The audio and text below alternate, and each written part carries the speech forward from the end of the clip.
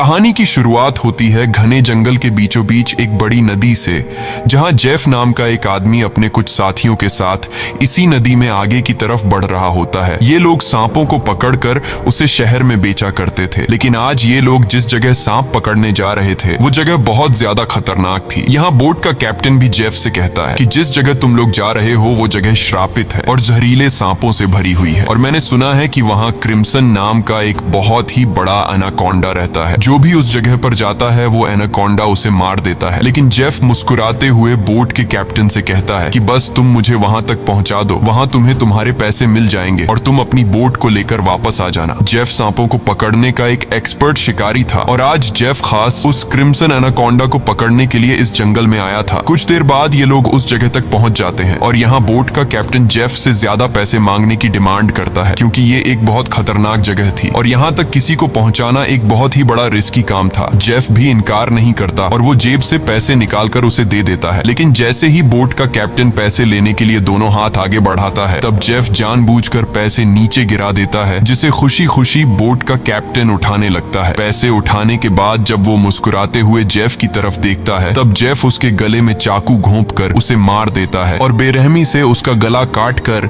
नदी के पानी में उसका सिर फेंक देता है। ये सब कुछ नदी के किनारे खड़े जेफ के साथी भी देख रहे थे। जेफ को ऐसा करते देखकर वो दोनों बहुत ज्यादा डर जाते हैं। इसके बाद जेफ अपने दो साथियों के पास आता है और उनसे कहता है कि अगर तुम दोनों ने भी मुझे धोखा देने की कोशिश की तो तुम्हारा भी यही हाल होगा। इसके बाद ये तीनों जंगल में आगे बढ़ते हुए एक जगह पर पहुंचते हैं, जहां उन्हें सांपों की एक बड़ी मूर्ति दिखाई देती है और ये देखते हुए जेफ कहता है तो आखिर क्रिम्सन एनाकोंडा की कहानी सच थी। दूसरी तरफ जेफ के साथियों को बहुत सारे सांप मिल जाते हैं, जिन्हें देखकर वो भी बहुत ज्यादा खुश हो जाते हैं। इसके बाद ये दोनों जल्दी से सभी सांपों को पकड़कर बैग में बंद करने लगते हैं, जबकि जेफ इन छोटे सांपों पर ध्यान नहीं देता और वो इस जंगल के सबसे बड़े सांप, जिसका नाम क्रिम्सन एनाकोंडा है, उसे ढूंढने लगता है। अब इन दो साथियों ने जो सांप कपड़ों के बैग में भर दिए थे, उन सांपों को अकेले एक साथी बोट तक लेकर आता है। वो देखता है कि जेफ ने जिस आदमी का गला काट कर पानी में फेंक दिया था, उसकी सर कटी लाश कुछ दूरी पर पानी में खड़ी है। ये देखकर उसे अपनी आंखों पर यकीन नहीं आया। तभी वो लाश अचानक पानी में डूब गई और तैरते हुए एक बड़ी सी चीज तेजी से उसकी तरफ बढ़ने लगी। वो आदमी डर के मारे तेजी से जंगल की तरफ भागने लगता है, लेकिन तभी बिजली की रफ्तार से एक बहुत ही बड़ा एनाकोंडा उसे जकड़ लेता है। वो एनाकोंडा उस आदमी की बॉडी पर लिपटकर उसकी हड्डियां तोड़ देता है और अपना बड़ा सा मुंह खोलकर उसे खाने लगता है। दूसरी तरफ हम उस आदमी के दूसरे साथी को देखते हैं, जो सांपों से भरे एक बैग को लेकर जंगल में आगे की तरफ बढ़ रहा होता है। तभी वो अचानक एक जगह पर रुककर कुछ ऐसा देख लेता है जिससे वो बहुत ज्यादा डर जाता है। असल में उसने उसी बड़े एनाकोंडा की बॉडी को रेंगते हुए देख लिया था। जैसे ही वो एनाकोंडा एक पेड़ पर चढ़ रहा था, तो उसके पेट को देखकर साफ लग रहा था कि उसने किसी इंसान को जिंदा निगल लिया है। अब इससे पहले कि वो आदमी अपनी जान बचाकर भाग पाता, तभी वो एनाकोंडा उसके साथी की लाश को उगल देता है। इसके बाद वो सांप उस आदमी को भी पकड़ लेता है। वो सांप उस आदमी को जकड़कर जोर से दबाता है और पेड़ से लिपटकर उस आदमी को भी खाने लग जाता है। ये सब कुछ ही दूर से जेफ भी देख रहा होता है और ये देखकर जेफ अपने साथी को बचाने के बजाय खुश हो रहा था, क्योंकि जेफ भी यही चाहता था कि कोई उस सांप का चारा बन जाए, और जब चारे को खाते समय सांप का ध्यान भटक जाए, तब जेफ सांप को बेहोश करके मार दे। इसके बाद जेफ अपना शॉटगन निकालकर सांप को बेहोश करने ही वाला था कि तभी अचानक जंगल के सभी जानवर और बर्ड्स शोर मचाने लगे, जिनकी आवाज सुनते हुए वो एनाकोंडा अपने शिकार को ऐसे ही छोड़कर चला जाता है। आखिर कुछ तो ऐसा था जिससे जंगल के सभी जानवर डर रहे थे। अब यहाँ सीन कट होता है और हमें एक सर्कस शो दिखाया जाता है। ये सर्कस अब बंद होने के कगार पर था। कोई भी इस सर्कस को देखने का इंटरेस्ट नहीं रखता था। यहाँ सर्कस के मालिक के पास बिली यांग नाम का एक लड़का आता है, जो सर्कस के मालिक को पैसों से भरा हुआ एक सूटकेस देकर सर्कस में काम करने वाले सभी लोगों को खरीद लेता है, क्योंकि उसने थाईलैंड जाकर एक नया सर्कस खोलने का प्लान बनाया हुआ था। सर्कस के लोग बिली यांग के पास इतने सारे पैसे देखकर परेशान हो जाते हैं, क्योंकि आज से कुछ साल पहले बिली यांग बहुत गरीब हुआ करता था। वो भी इन लोगों के साथ मिलकर सर्कस में काम किया करता था, लेकिन पता नहीं कि बिली यांग अब कौन सा ऐसा काम करने लगा जिससे वो रातों रात इतना अमीर हो गया। अगली सुबह बिली यांग बोट के जरिए सभी लोगों को थाईलैंड ले जाने का प्लान बनाता है। अब क्योंकि बिली यांग ने इन सभी लोगों को खरीद लिया था, इसलिए ये सभी उसकी बात मानकर बोट में बैठ जाते हैं। हैं और बोट का कैप्टन बोट को चलाने लगता है। रास्ते में बिली यांग बाथरूम में छिपकर किसी को कॉल करता है और कॉल पर वो सामने वाले से कहता है कि डिलीवरी तैयार है, जल्द ही मैं इन लोगों को लेकर तुम्हारे पास पहुंच जाऊंगा। बिली यांग की इन बातों से हमें पता चलता है कि वह बोट पर मौजूद लोगों के साथ कुछ गलत करने वाला है। कुछ दूर आगे जाने के बाद ये लोग देखते हैं कि आगे का रास्ता बंद है, जहां लकड़ी और कई सारे कंटेनर्स रखकर किसी ने रास्ता रोक दिया था। तब बोट का कैप्टन कहता है कि हम दूसरे रास्ते से जा सकते हैं, लेकिन उस रास्ते से जाते हुए हमें थाईलैंड पहुंचने में बहुत टाइम लगेगा। इसलिए बिली यांग को कैप्टन का आइडिया पसंद नहीं आता। वो कैप्टन को धमकी देता है कि जो भी हो हमें वक्त पर थाईलैंड पहुंचना है, क्योंकि वहां हमारा शो है जिसके पैसे मैं एडवांस ले चुका हूं। अगर हमने शो नहीं किया तो हम बर्बाद हो जाएंगे। कैप्टन कहता है कि अगर तुम लोग लंबे रास्ते से नहीं जाना चाहते तो फिर हमारे पास यही एक रास्ता है। वह कहता है कि हम इन सारी चीजों को बॉम्ब से उड़ा देंगे और अपना रास्ता बनाकर यहाँ से निकल जाएंगे। बिली यांग को कैप्टन की बात ठीक लगती है और वो इसके लिए तैयार हो जाता है, लेकिन उन्हें पता नहीं था कि ये लोग कितनी बड़ी गलती करने जा रहे हैं। इसके बाद ये लोग कंटेनर्स के पास बॉम्ब रखते हैं और फिर उन्हें रिमोट से उड़ा देते हैं। ऐसा करने से उनका रास्ता तो साफ हो गया, लेकिन धमाके की वजह से ढेर सारे सांप उनके बोट पर गिर जाते हैं, क्योंकि उन सभी कंटेनर्स में सांप भरे थे। डर के मारे ये लोग यहाँ वहाँ भागने लगते हैं। अब पूरी बोट सांपों से भर चुकी थी और ये सांप बोट पर मौजूद लोगों को डसने लगते हैं। यहाँ लेनी नाम की एक लड़की समझदारी से काम लेते हुए पाइप के जरिए प्रेशर से पानी खोल देती है और अपने आसपास जितने भी सांप होते हैं सबको बोट से नीचे पानी में गिरा देती है। बिली यांग डर के मारे बोट के बाथरूम में छिप जाता है, लेकिन तभी अचानक बाथरूम की छत टूट जाती है और बहुत सारे सांप बिली यांग के ऊपर गिर जाते हैं। उनसे बचने के लिए वह नदी में कूद जाता है और तैरते हुए किनारे तक पहुंचता है, लेकिन वहां पर भी एक किंग कोबरा उसके सामने आ जाता है। अब इससे पहले कि वो किंग कोबरा बिली को काट पाता, तभी कोई आदमी सांप पर पैर रखकर उसे कुचल देता है और बिली यांग की जान बचा लेता है। यह इंसान कोई और नहीं बल्कि जेफ था। अब जेफ ने बिली की जान बचाई थी, इसलिए बिली उसे अपने बोट पर ले आता है। जेफ यहाँ सभी से झूठ कहता है कि मैं एक वाइल्ड एक्सप्लोरर हूँ और एक एक्सीडेंट की वजह से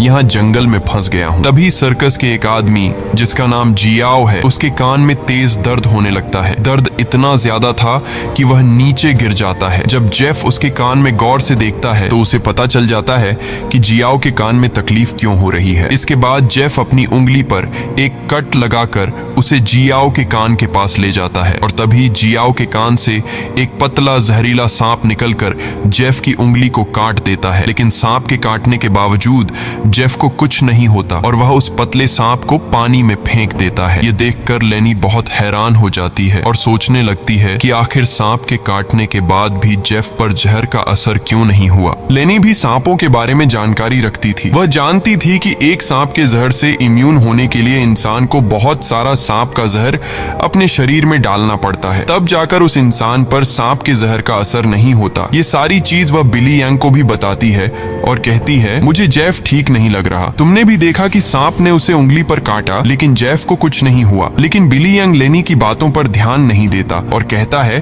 कि हमें जेफ का शुक्रिया अदा करना चाहिए, क्योंकि उसने मेरी और हमारे एक साथी की जान बचाई है। दूसरी तरफ जेफ इस बोट के कैप्टन से मिलता है। जेफ बोट के कैप्टन को ढेर सारे पैसे देकर एक नक्शा दिखाता है और बोट के कैप्टन से कहता है कि अगर तुमने मुझे नक्शे पर बताई गई जगह पर पहुंचाया तो मैं वहां पहुंचकर तुम्हें और भी ढेर सारे पैसे दूंगा। कैप्टन उस जगह का नाम सुनते ही बंदूक उठाकर जेफ पर तान देता है। वह कहता है कि अगर दोबारा तुमने वहां जाने की बात की तो मैं तुम्हें गोली मार दूंगा। दरअसल कैप्टन भी उस जगह के बारे में जानता था कि वहां एक बहुत ही खतरनाक क्रिम्सन नाम का एनाकोंडा रहता है। यह सुनकर जेफ वहां से चला जाता है। कैप्टन बोट में बैठकर मछलियां पकड़ने लगता है, लेकिन तभी हम देखते हैं कि कैप्टन जिस फिशिंग रॉड से मछलियां पकड़ रहा था वह फिशिंग रॉड नीचे से कोई जोर से खींचता है, जिसकी वजह से वह फिशिंग रॉड कैप्टन के हाथ से छूटकर नीचे गिर जाती है। अब कैप्टन उस फिशिंग रॉड को उठाने के लिए नीचे झुकता है, लेकिन तभी उसे कोई पानी में नीचे खींच लेता है। दरअसल कैप्टन को किसी और ने नहीं बल्कि जेफ ने पानी में नीचे खींचा था। कैप्टन को मारने के बाद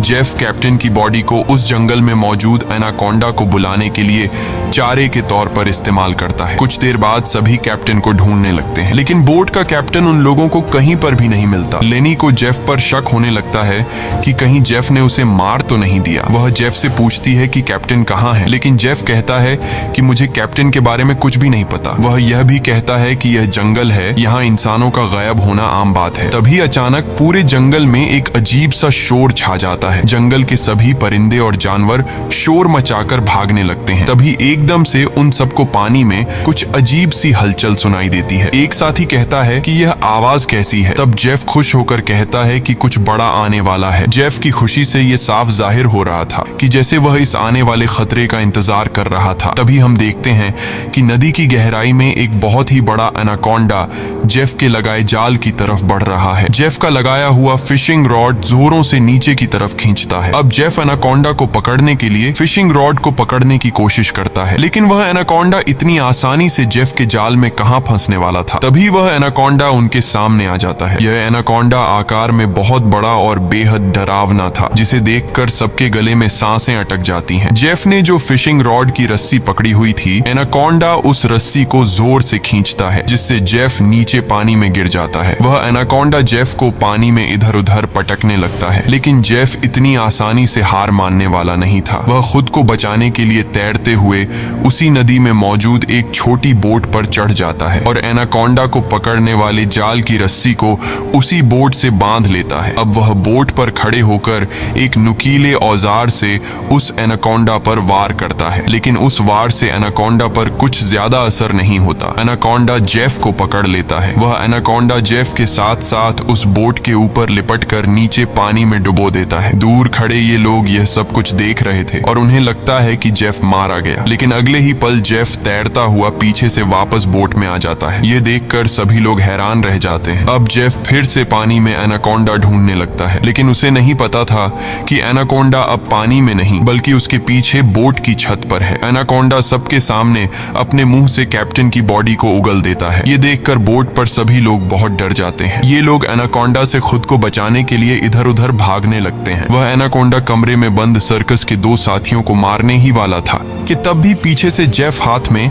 एक नुकीला औजार लिए एनाकोंडा पर हमला कर देता है, जिससे एनाकोंडा और भी ज्यादा गुस्सा हो जाता है और अब एनाकोंडा जेफ की तरफ बढ़ने लगता है। लेकिन जेफ एनाकोंडा से खुद को बचाते हुए उससे छिप जाता है, मगर एनाकोंडा भी जेफ का पीछा नहीं छोड़ता। वह जेफ को ढूंढने के लिए बोट के अंदर घुस जाता है, जहां बोट के अंदर सर्कस के बाकी लोग भी छिपे हुए थे। लकीली एनाकोंडा बिली और डायना को देख नहीं पाता। वह उनके ऊपर से रेंगते हुए खिड़की से होकर बोट से बाहर निकल जाता है। ये सभी लोग बोट के कोने कोने में छिपे हुए थे। एनाकोंडा इन लोगों को ढूंढते हुए जब बाथरूम की तरफ जाता है तो वह एक बच्चे और जियाओ को देखता है। एनाकोंडा तुरंत उन दोनों पर हमला कर देता है, लेकिन यह दोनों खुद को बचाते हुए वहां से निकल जाते हैं। अब उनके पास लेनी भी पहुंच जाती है। जैसे ही एनाकोंडा लेनी पर हमला करता है, तब जियाओ समझदारी से काम लेते हुए एनाकोंडा के सिर के आगे एक मटका लाता है, जिससे एनाकोंडा का सिर मटके के अंदर फंस जाता है। मटके से अपना सिर निकालने के लिए एनाकोंडा तड़पने लगता है और इसी हलचल में यहाँ पर केरोसिन ऑयल का गैलन गिर जाता है। एनाकोंडा अपने सिर से मटके को निकालने के लिए पूरी तरह से बेकाबू हो जाता है। वह यहाँ वहां खुद को मारता है और आखिर में वह अपने सिर को बोट से पटक कर मटके को तोड़ देता है, जिससे उसका सिर आजाद हो जाता है। लेकिन आजाद होते ही पीछे से जेफ एनाकोंडा के गले में रस्सी का फंदा डाल देता है। इससे पहले कि जेफ उस एनाकोंडा को पकड़ पाता, तभी नीचे केरोसिन ऑयल गिरने की वजह से बोट में आग लग जाती है और आग धीरे धीरे बढ़ते हुए बोट में रखे बमों तक पहुंच जाती है, जिससे बोट में ब्लास्ट होने लगते हैं। तभी बोट में एक बहुत ही बड़ा ब्लास्ट होता है। अब बोट पर मौजूद सभी लोग खुद को बचाने के लिए पानी में कूद जाते हैं, लेकिन जेफ ने एनाकोंडा के गले में रस्सी बांधी थी, जिस वजह से वो भाग नहीं पाता और आग में जलकर मर जाता है। ये लोग जैसे तैसे तैरते हुए नदी के किनारे तक पहुंच जाते हैं। जहाज को जलता देखकर बिली यांग रोने लगता है। वह इस वजह से रोता है कि ये लोग अब समय पर थाईलैंड नहीं पहुंच पाएंगे। सर्कस के बाकी लोग बहुत ज्यादा डरे हुए थे, क्योंकि ये सभी जंगल के बीचों बीच थे और अब उनके पास वापस जाने के लिए बोट भी नहीं था। लेनी समझ चुकी थी कि इन सब का जिम्मेदार जेफ है। उसने इनके जहाज को एक जाल के तौर पर इस्तेमाल किया। वह जेफ से कहती है, अगर तुमने ऐसा न किया होता तो यह इतना बड़ा खतरा हम पर न आता। जेफ जवाब में कहता है कि तुम लोग जानते भी हो कि इस एक एनाकोंडा की कीमत कितनी है। अगर तुम लोगों ने इसे पकड़ने में मेरा साथ दिया होता तो आज हम सब करोड़पति होते। पैसों का नाम सुनते ही बिली यांग की आंखें चमक उठती हैं। वह थाईलैंड जाने का प्लान कैंसिल कर देता है और दौड़कर जेफ के पास आता है और कहता है, मैं तुम्हारे साथ हूँ। बताओ इस एनाकोंडा को पकड़ने के लिए हम क्या कर सकते हैं और हमें पैसे कैसे मिलेंगे। उसके बाद जेफ एक मैप निकालता है और उन्हें दिखाते हुए कहता है, अगर तुम लोग मेरी मदद करोगे तो इस मैप के जरिए मैं तुम्हें 1-2 दिन के अंदर थाईलैंड पहुंचा दूंगा। अब यहाँ बिली यांग और टीम के बाकी लोग जेफ के बोट तक जाने के लिए मान जाते हैं, लेकिन लेनी को जेफ पर बिल्कुल भी भरोसा नहीं था, इसलिए वह वहां जाने से इनकार कर देती है। तभी सर्कस टीम की एक लड़की की तबीयत अचानक खराब होने लगती है। जब बिली यांग उसके कंधे को देखता है तो उन्हें पता चलता है कि उस लड़की को एक बहुत ही खतरनाक मकड़ी ने काटा है, जिसके जहर से वो मर भी सकती थी। ये देखकर जेफ वहां पर मौजूद सभी लोगों से कहता है, मेरे पास एक ऐसी दवाई है जिससे उस लड़की का इलाज हो सकता है, लेकिन वह दवाई मेरे बोट में रखी गई है। अगर तुम इसका इलाज करना चाहते हो तो तुम्हें मुझे मेरी बोट तक पहुंचाना होगा। अब न चाहते हुए भी लेनी जेफ के साथ चलने को तैयार हो जाती है। कई घंटों के सफर के बाद जब एक साथी नदी का पानी पीने लगता है तब जेफ उसे रोक देता है और जेफ सभी से कहता है, यहाँ का पानी कभी भी मत पियो। यहाँ के पानी में ऐसे कीड़े हैं जो पानी पीते समय इंसान के अंदर चले जाते हैं। इसके बाद वो कीड़े उस इंसान के अंदर ऐसी प्यास लगाते हैं कि वो पानी पीते पीते खुद को नदी में डुबाकर मार देता है। रास्ते में इन लोगों को भूख लग जाती है। तब जेफ पास के पत्थरों से एक सांप पकड़ता है और फिर ये लोग सांप का जहर निकालकर उसे पकाते हैं और उसे खाकर गुजारा करते हैं। इसके बाद ये लोग फिर से अपना सफर जारी रखते हैं। कुछ देर बाद रात हो जाती है। रात को ये लोग पहाड़ के एक सुरंग में रुकते हैं जहाँ ये लोग आग जलाते हैं और जेफ साइड पर बैठा अपनी मैप पर बने हुए एनाकोंडा को देख रहा था। जेफ उस समय के बारे में सोचता है जब वो एनाकोंडा उसके सामने आया था। वो एनाकोंडा जेफ को मारने ही वाला था, लेकिन जेफ समझदारी से काम लेते हुए एक लकड़ी की बॉक्स में खुद को छुपा देता है। वो बॉक्स एक ढलान में रखी हुई थी, इसलिए जेफ बॉक्स को धक्का देकर रगड़ते हुए नीचे नदी तक पहुंच जाता है। अब जेफ इस बॉक्स से खुद को निकालने की कोशिश तो करता है, लेकिन बदकिस्मती से जेफ उस बॉक्स में हमेशा के लिए बंद हो गया और काफी समय तक जेफ उसी बॉक्स में फंसा रहा। इसके बाद ये लोग आते हैं। इन लोगों ने रास्ता खोलने के लिए डायनामाइट लगाकर कंटेनर तोड़ दिए, जिसमें से जेफ बाहर निकल गया और उनके साथ मिल गया। सीन फिर से प्रेजेंट में आता है जहां जेफ इस मैप को देख रहा था। तभी बिली यांग उसके पास आता है और कहता है, तुम उसी एनाकोंडा को पकड़ना चाहते हो ना? जेफ कहता है, हाँ, ये एक बहुत ही बड़ा एनाकोंडा है, एक ऐसा एनाकोंडा जो इस पूरे जंगल का राजा है। यहाँ के सभी जानवर इस एनाकोंडा से डरते हैं। इसने दुनिया के बड़े बड़े शिकार किए हैं, यहाँ तक कि इसने अपने ही जैसे बड़े बड़े एनाकोंडा को मार गिराया, और अगर हम उसे पकड़ने में कामयाब हुए तो हम रातों रात मिलियनेयर बन जाएंगे। पैसों का सुनते ही बिली यंग कहता है, मैं आपके साथ उस एनाकोंडा को पकड़ने के लिए तैयार हूँ। अब काफी रात हो जाती है और ये सभी लोग सो जाते हैं। तभी सर्कस के एक साथी की किसी अजीब सी आवाज से आंख खुलती है। वो देखता है कि उसका भाई यहाँ नहीं है। अपने भाई को ढूंढते हुए वो उस सुरंग से बाहर आया और उसे ढूंढते हुए नदी के पास जाता है, जहाँ वो देखता है कि उसका भाई अपने आप को नदी के पानी में डुबाने की कोशिश कर रहा है। ये आदमी उसे ऐसा करने से रोकता है, पर उसका भाई इसकी कोई बात नहीं सुनता और तब वो देखता है कि उसके भाई की नाक से कुछ अजीब से कीड़े निकल रहे हैं, जिसे देखकर वो समझ जाता है कि इसने इस नदी का पानी पी लिया है, जो कि जेफ ने बताया भी था कि इस नदी का पानी पीने के बाद उस पानी के अंदर मौजूद कीड़े उस इंसान को इतनी प्यास लगा देते हैं कि वो इंसान खुद को उस पानी के अंदर डुबाने पर मजबूर हो जाता है। और ठीक ऐसा ही होता है। अपने भाई को मरा हुआ देखकर ये आदमी बहुत ज्यादा रोता है और वापस सुरंग में आ जाता है। अगली सुबह ये लोग दोबारा अपने सफर पर निकल जाते हैं। कई घंटों का सफर तय करने के बाद ये लोग एक नदी के पास पहुंच जाते हैं और अब इन लोगों को अपनी मंजिल तक पहुंचने के लिए उस नदी में से होते हुए पैदल जाना पड़ेगा। अब ये लोग पहले तो उस नदी में उतरने से काफी ज्यादा डर रहे थे, लेकिन कोई दूसरा रास्ता न होने की वजह से मजबूरन इन लोगों को उस नदी में उतरना पड़ता है। थोड़ा ही आगे जाने के बाद अचानक एक लड़का नीचे की तरफ इशारा करता है और हम देखते हैं कि इन लोगों को एक बड़े एनाकोंडा ने चारों तरफ से घेर लिया है। इनका एक साथी जिसका भाई रात को ही मरा था, वह डर के मारे सबके पीछे आ रहा था, लेकिन तभी पीछे से एक बड़ा एनाकोंडा उस पर हमला कर देता है और उसे बुरी तरह से जकड़ लेता है। लेनी उसकी मदद करने के लिए आगे बढ़ती है, पर वह ज्यादा कुछ नहीं कर पाती क्योंकि उसके पहुंचने से पहले ही एनाकोंडा उस आदमी की हड्डियों को तोड़ चुका था और फिर वह एनाकोंडा उस आदमी को अपने साथ पानी में डुबा देता है। अब ये लोग अपनी जान बचाने के लिए नदी में आगे की तरफ भागने लगते हैं। कुछ देर बाद आखिर ये सब लोग जेफ की बोट तक पहुंच जाते हैं, जहां जेफ अपने वादे के मुताबिक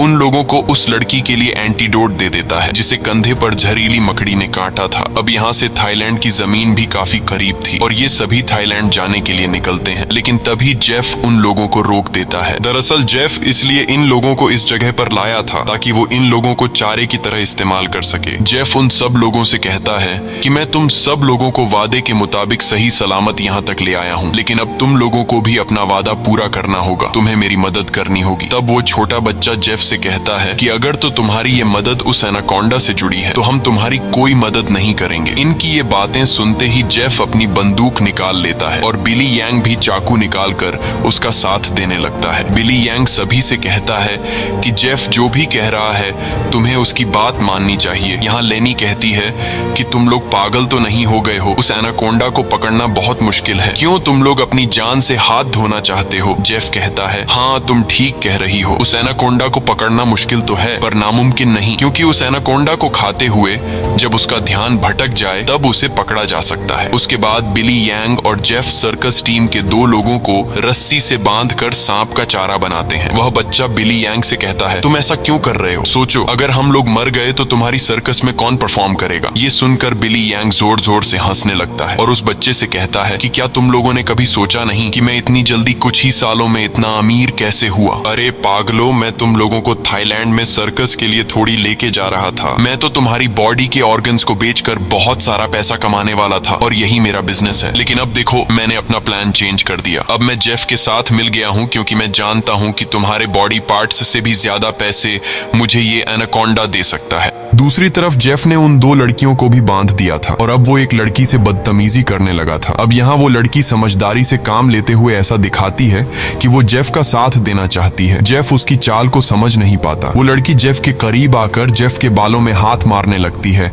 और मौका मिलते ही वो लड़की जेफ की पॉकेट से गन निकालकर जेफ पर तान देती है। अब वो लड़की जैसे ही जेफ को शूट करती है तो बंदूक से गोली नहीं चलती क्योंकि उसको बंदूक का लॉक खोलना नहीं आ रहा था। अब जेफ गुस्से में आकर उससे बंदूक छीन लेता है और उसी लड़की पर तान कर उसे मारने ही वाला होता है कि तब तक लेनी ने भी खुद को आजाद कर लिया था और वो एक शीशे के नुकीले टुकड़े से जेफ के पेट पर वार करती है। अब जेफ लेनी को धक्का देकर पीछे धकेल देता है, लेकिन तब वो दूसरी लड़की भी जेफ पर हमला कर देती है और पीछे से लेनी भी जेफ से बंदूक छीनने की कोशिश करती है। इसी हाथापाई में गोली चलने की आवाज आती है, लेकिन पता नहीं चल पाता कि ये गोली किसको लगी। दूसरी तरफ हम उन 2 लोगों को देखते हैं जिन्हें बिली यांग ने एनाकोंडा के लिए चारा बनाया था। वो दोनों बेचारे डर के मारे तड़प रहे होते हैं। कुछ देर बाद एक बड़ा सा एनाकोंडा उन दोनों को खाने के लिए धीरे धीरे उनकी तरफ बढ़ने लगता है, जबकि दूर खड़ा बिली यांग मजे से ये सारा नजारा देख रहा था। बिली यांग इंतजार में था कि कब वो एनाकोंडा उन पर हमला करेगा और मैं रस्सी को खींचकर उस एनाकोंडा को पकड़ लूंगा, लेकिन वो ये नहीं जानता था कि जहां पर वो खड़ा है ठीक उसके ऊपर से एक दूसरा एनाकोंडा उस पर हमला करने के लिए आगे बढ़ रहा है। अब इससे पहले कि बिली यांग उस एनाकोंडा को देख पाता,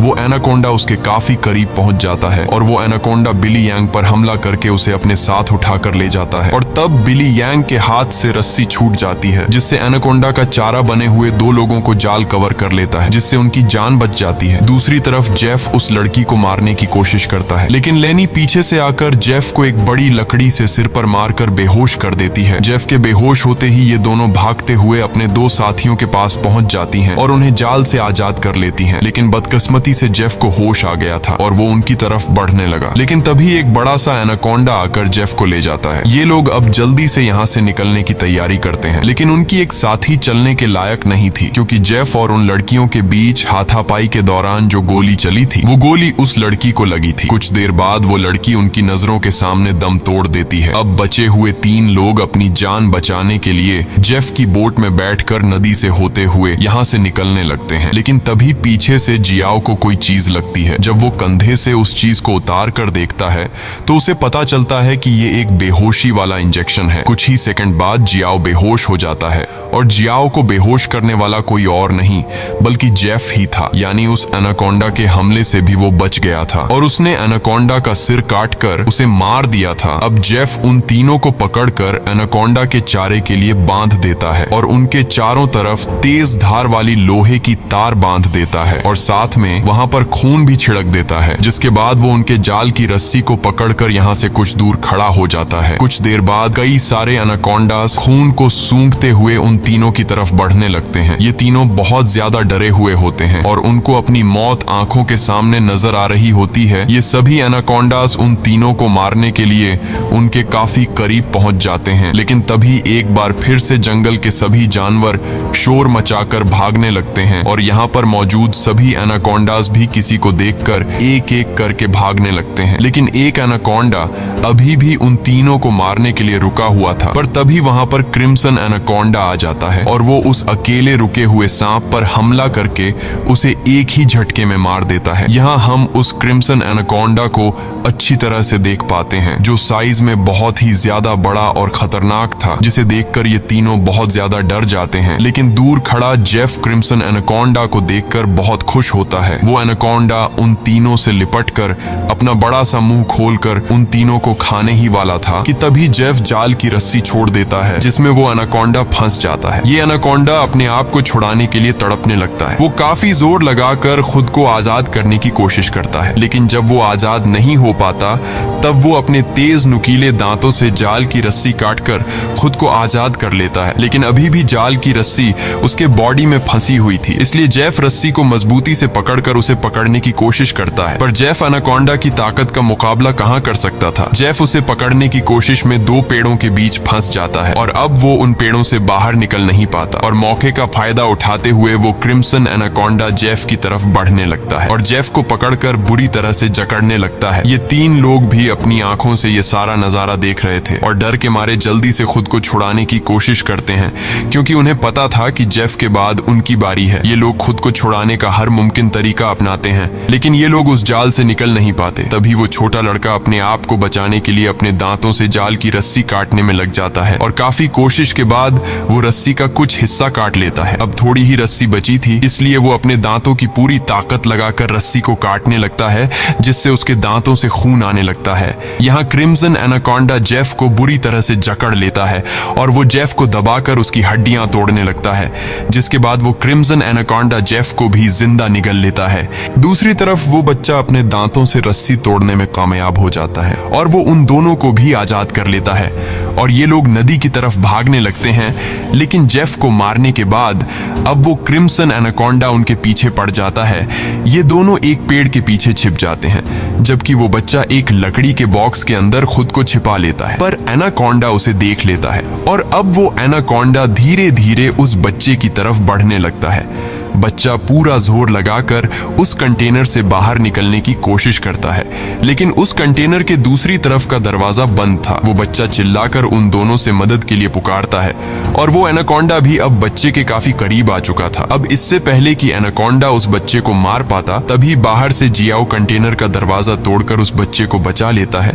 अब ये तीनों फिर से अपनी जान बचाने के लिए एनाकोंडा से भागने लगते हैं, लेकिन ये पूरा जंगल उसी एनाकोंडा का था। इस जंगल में होते हुए ये लोग उससे बचकर नहीं जा सकते थे, इसलिए ये लोग एक पेड़ के पीछे छिप जाते हैं। पर तभी कुछ दूरी पर वो एनाकोंडा उन्हें देख लेता है। उन्हें देखते ही वो एनाकोंडा तेजी से उनकी तरफ आने लगता है। ये लोग खड़े होकर अपनी मौत का इंतजार करने लगते हैं, क्योंकि ये लोग जान चुके थे कि अब उनकी जान नहीं बच पाएगी। पर जैसे ही वो एनाकोंडा अपना बड़ा मुंह खोलकर उन पर हमला करता है, तभी एक मजबूत लोहे की नुकीली तार से उसका सिर बीच से कट जाता है। ये नुकीली तार असल में जेफ ने बिछाई थी, जिससे क्रिम्सन एनाकोंडा का खात्मा हो जाता है। ये लोग यकीन नहीं करते कि उनकी जान बच गई और ये लोग काफी देर तक उसकी बॉडी को देखते रहते हैं और फाइनली ये लोग जल्दी से उस जंगल को छोड़कर यहाँ से निकल जाते हैं। इसी के साथ ये कहानी खत्म हो जाती है। अगर आपको ये वीडियो अच्छी लगी हो तो हमारे चैनल को सब्सक्राइब और वीडियो को लाइक जरूर कीजिएगा।